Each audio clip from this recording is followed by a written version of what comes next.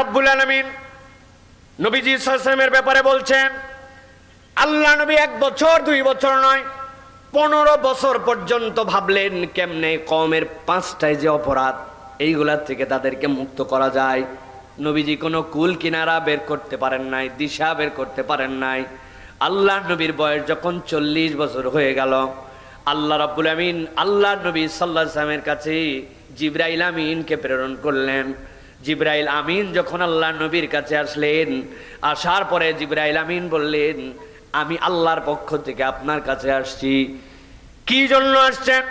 আল্লাহ নবী সাল্লাল্লাহু আলাইহি ওয়াসাল্লাম তাকে দেখার পরে ঘাবড়ায় গেছেন। এমন এক আকৃতি, এমন এক রূপ, তার অবিশ্বাস্য রকম তার আকৃতি নিয়ে তিনি নবীজির কাছে আসছেন।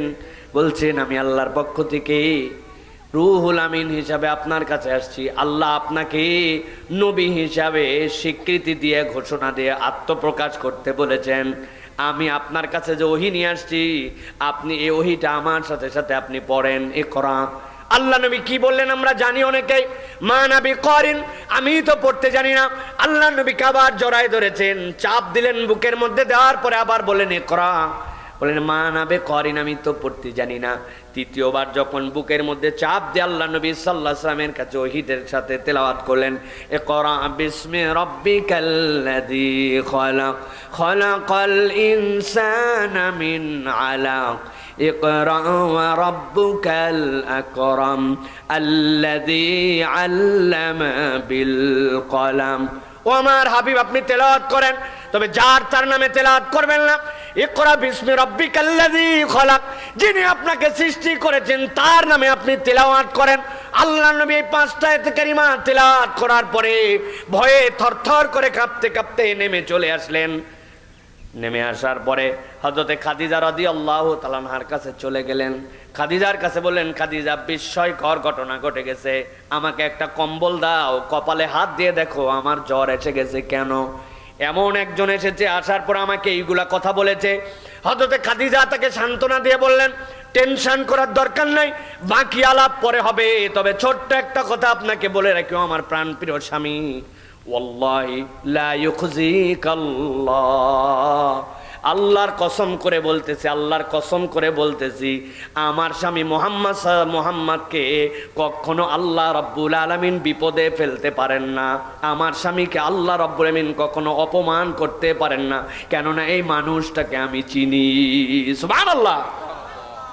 আপনার স্বামী বাজার থেকে একটু টাকা হারায় আসছে, পচা মাছ কিনে নিয়ে চলে আসছে। বাজার যেরকম করতে বলেছিলেন, কোন একটা জিনিস কম বেশি করছে।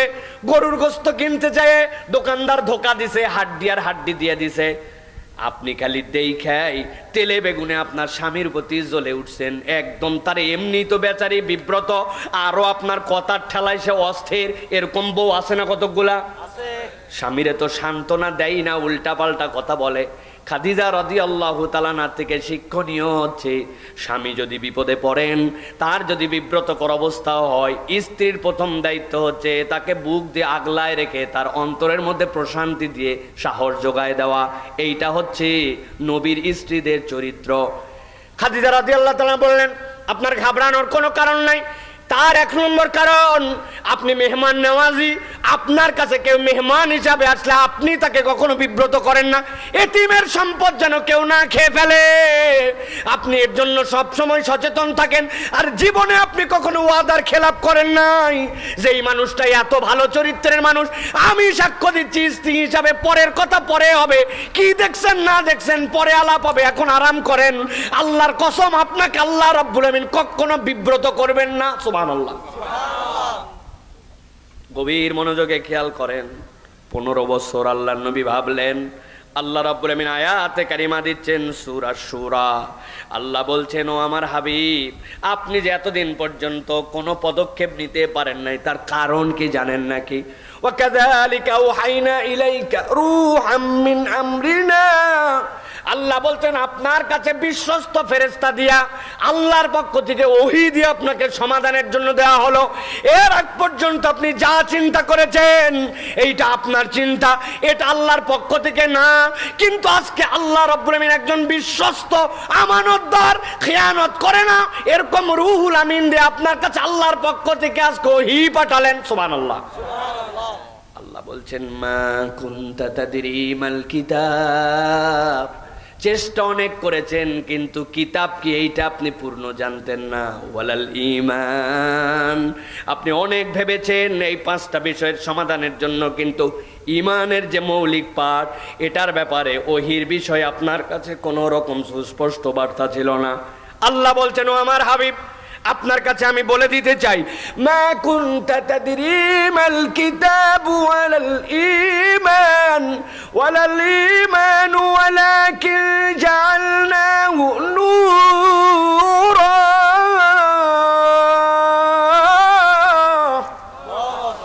আল্লাহ বলছেন আপনি কিতাব জানতেন না। গভীর মনোযোগ দেন, বারবার বলতেছি গভীর মনোযোগ। তার মানে এই কথার ভিতরে আপনাকে ঢুকতে হবে। এই বিকাল বড় দামি বিকাল, এই বিকাল জান্নাতে যাওয়ার পরে অন্যদের জন্য আফসোসের বিকাল হবে ইনশাআল্লাহ। আল্লাহ রাব্বুল আমিন বলছেন আপনি কিতাব জানতেন না, আপনি ঈমান জানতেন না, তবে আপনাকে যেই কিতাব দিলাম, যে ঈমান দিলাম, ওইটার আরেকটা ডাক নাম আছে, ওয়ালাকিন জাআলনাহু নূরা। আপনাকে মূলত আমি কিতাব আর ঈমান দেই নাই, আপনাকে মূলত আপনার উম্মতের জন্য একটা আলো দিয়ে দিলাম। সুবহানাল্লাহ। নাম রাখছে আব্দুল্লাহ, কিন্তু দেখতে খুব ফর্সা, এই জন্য বাপ মাতারে ছোটবেলায় ডাকে ধলা বাবু। আছে না নাই? লোকের নাম আব্দুর রহমান, কিন্তু বেচারে একটু কালো, ওর নাম দিছে কাল্লু মিয়া। আছে না নাই?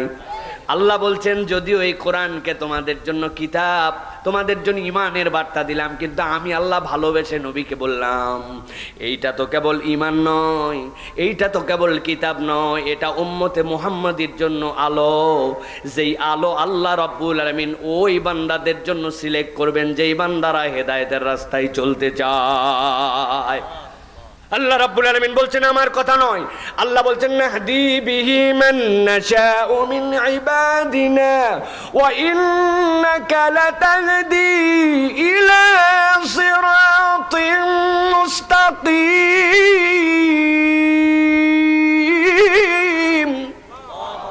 আল্লাহ রাব্বুল আলামিন বলছেন আপনাকে যেইটা দিলাম এইটা দিয়ে আপনার যেই সকল উম্মত, আমার যে সকল বান্দা, তাদেরকে আমি হেদায়েতের রাস্তায় তুলতে চাই।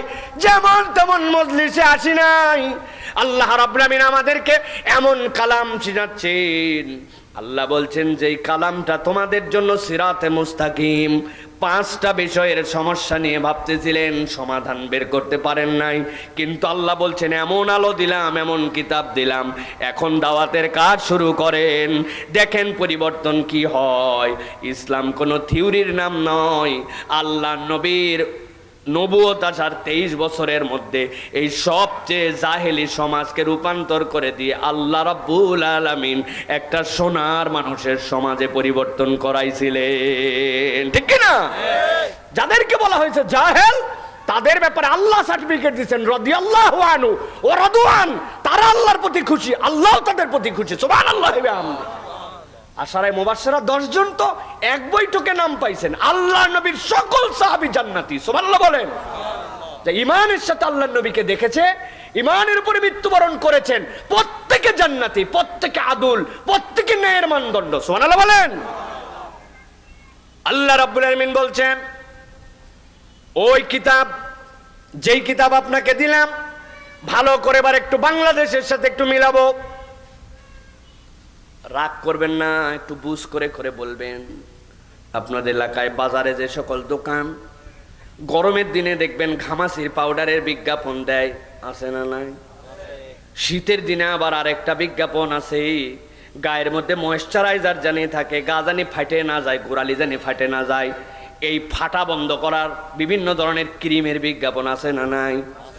আমার কথা, মহেশখালী যেখানে নামলাম স্পিড বোট থেকে নামার পরে এত বড় বিজ্ঞাপন, এক মহিলা এরকম করে দাঁড়ায় আছে, হাতের মধ্যে এরকম করে দাগ দিছে, বলতেছে যদি এই শীতের মধ্যে বাঁচতে চান তাহলে উমুক ক্রিম লাগান, তাছাড়া কিন্তু এরকম সরসরায় ফাটে যাবে।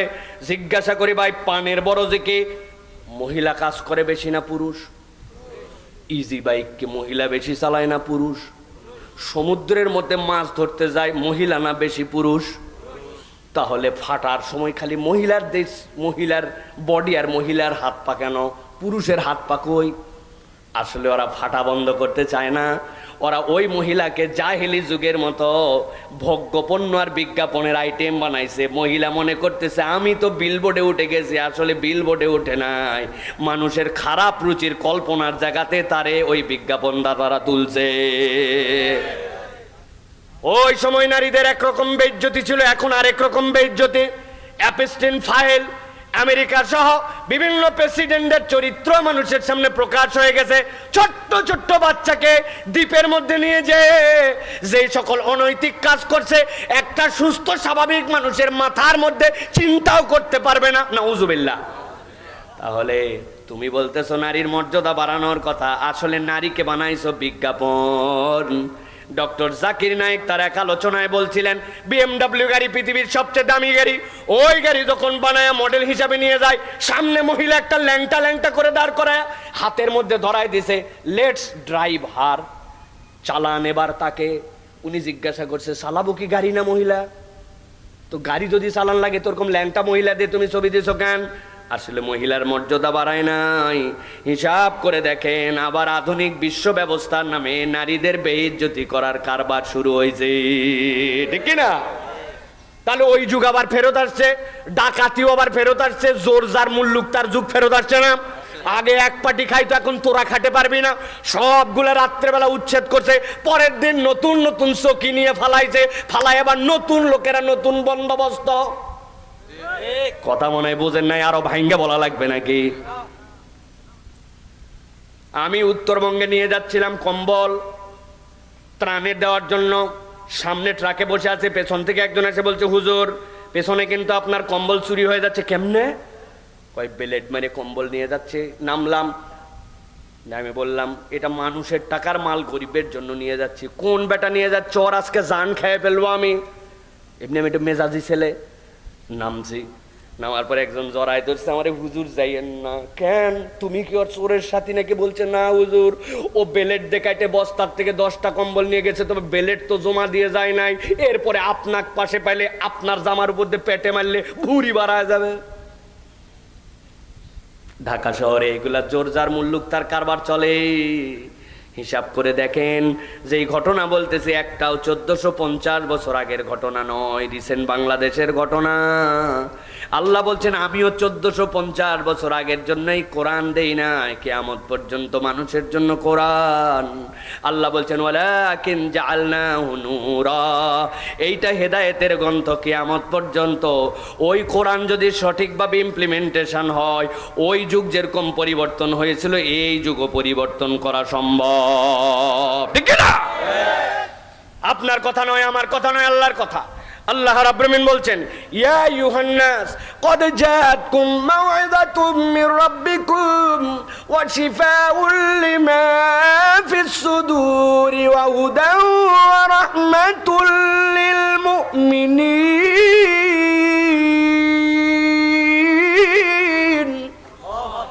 আল্লাহ বলছেন ও আমার হাবিব, দুনিয়ার মানুষের কাছে যে কোরআন আমি দিলাম, এই কোরআন তাদের জন্য কমসে কম 4টা কাজ করবে।